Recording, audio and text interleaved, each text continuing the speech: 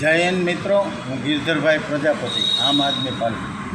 હવે આપણે ગુજરાતની અંદર બહુમતીથી ભાજપ, આ આખા દેશમાં વડાપ્રધાન ભાજપ, મુખ્યમંત્રી ભાજપ, હોળ ધારાસભ્ય સુરતમાં આખા ગુજરાતની અંદર ખોબલે ને ધોબલે મત આપ્યા.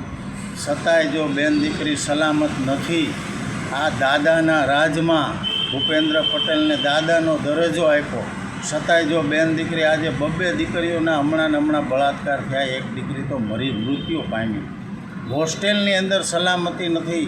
અને હરસંઘવી સાહેબ, તમે ખાલી પેપરમાં જ કાયદામાં રહો તો ફાયદામાં રહો, ખાલી ભાષણ જ કરો છો ને પેપર ઉપર જ આપો. બાકી તમે તમારી પાસે સત્તા છે, આવાઓને તમે પકડીને આ તમે ફાંસીઓની સજાની જાહેરાતો કરો. આજે 2022 વખતે ધારાસભ્યોની ચૂંટણી 30 દિવસમાં ફાસ્ટેગ ચલાવીને ગળું કપાઈ ગયું, એને ફાંસીની સજા આપી, ક્યાં દીધી? આજે 5-5 વર્ષથી આ બીજી ચૂંટણી હમણાં 2027માં આવશે. આવાઓને ફાંસીએ મંડો લટકાવવા તો જ તમે કહેવાઓ બહાદુર. તમે ખોબલે ને ધોબલે ગુજરાત તમને મત આપે છે અને તમે બહુમતીથી જીત છે. તો તમે જો આ દાદાના રાજમાં દીકરીઓ સલામત ન હોય, જેને દાદાનો દરજ્જો આપ્યો ભૂપેન્દ્ર સાહેબ, તમને હરસંઘવી સાહેબ ડેપ્યુટી, તમે મુખ્યમંત્રી છે ડેપ્યુટી, તો સાહેબ તમે હવે કંઈક જુઓ આ જનતા સામો. અને જનતા હવે તમે જાગૃત થાઓ. ખાલી હું હિન્દુ છું, હિન્દુ મુસ્લિમ ને મંદિર મસ્જિદ સામું નકરો એની અંદર તમે વોટ આપો છો, પણ આ આપણી બેન દીકરી સલામત નથી. એના મા બાપને 5-5 દિવસ સુધી કેમેરા અંદર બળાત્કાર થાય, હોસ્ટેલમાં સીસીટીવી ફૂટેજ મળતા નથી.